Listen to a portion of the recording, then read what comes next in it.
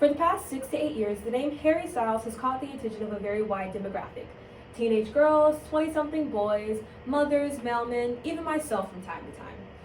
Now, if you don't fit into any of these previously mentioned categories and have no idea who I'm talking about, you might want to listen to the information that I'm about to give you. Today, I will be presenting to you Harry Styles, a man from a small town who chased a big dream, rose to fame through the power of boy band, and continued to conquer the music scene into his solo career. Today we're going to discuss where he came from, his experience in the X Factor and getting put into the famous boy band One Direction, and the dissolve of the band and the formation of Harry's solo career. Much of the information I'm going to share with you today came from Mr. Styles himself in his former band's 2011 autobiography, Dare to Dream: Life as One Direction. Harry Styles wasn't always famous. He was born in 1994 on the 2nd of February in Holmes Chapel, Cheshire, in the United Kingdom. He lived a pretty normal childhood. He went to daycare like everyone else, he went to school like everyone else, and just sort of had an interest in music.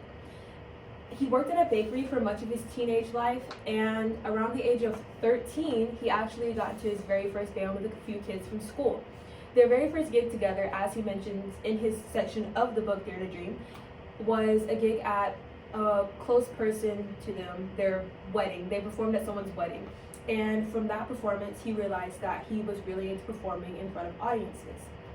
This led him to audition for the TV musical competition X Factor in 2010. He performed Isn't She Lovely by Stevie Wonder and received praise from 2 out of the 3 judges, Simon and Nicole at the time, and this was enough to get him pushed into the next section of the competition.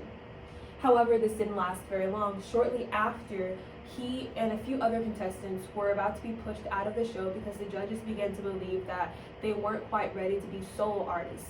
And for this, they were going to send them back home, let them get a little more practice at their craft, and then allow them to audition again. However, a little bit later into this decision, judges decided to bring back Harry and the other 4 people in this picture and advised them to come together in a band because they thought that maybe they'd be able to get a little bit further as a group than they would if they were to continue in the competition as solo artists. And they did. One Direction, which became the name of the group, went on to place 3rd in the competition. However, shortly after building their following in the UK in 2010, they released their debut album in 2011 titled Up All Night, which quickly rose to number 2 in the charts in the UK. Lee Collins of National Post makes note of this in 2012. She also mentions of the band's collaborations with writers who worked with previous boy bands such as NSYNC and the Backstreet Boys. As heartbreaking as it was to many, including myself, One Direction split up in 2015. Technically, the band, which was now down to 4 members at the time, didn't break up. They were just supposed to go on a little hiatus, which would give each of the members time to focus on their solo careers since they've been in the band for so long. Melanie Bromley and Mike Volpo of E! News Online confirmed this in 2015 with a source that worked closely with the band. By 2017, Harry Styles released his very first self-titled album, which this is the cover on the board right now. This album included 10 tracks that have been described as kind of David Bowie inspired by fans as well as blogs such as The Guardian, The Tab, and this was all talked about shortly after the album's release. More recently, in 2019, in December, he released his 2nd album entitled Fine Line. This album, according to Forbes, reached number 1 on the Billboard 200 and sold nearly 500,000 albums, which doesn't sound like a lot as far as physical albums being sold. However, we have to take into account the amount of music that is streamed nowadays. His new style, which was quite separate from the music that was being produced at his time of being in the band, provided something new to the music scene, both from his musical talent and also from his fashion sense. Harry Styles, being in a boy band, first appealed to his younger audiences, and him going into his solo career, it allowed the audience to grow with him. And that is why he's still very relevant in the music scene today.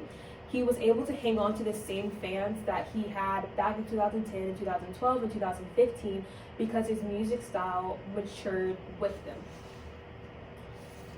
So, this has also helped him keep an audience over the years because he's inspired others to develop over time to newer versions of themselves as he did. As you can see, there's a difference in the way that he was dressed at the beginning of this slideshow to the way that he dresses now, and also in the next slide.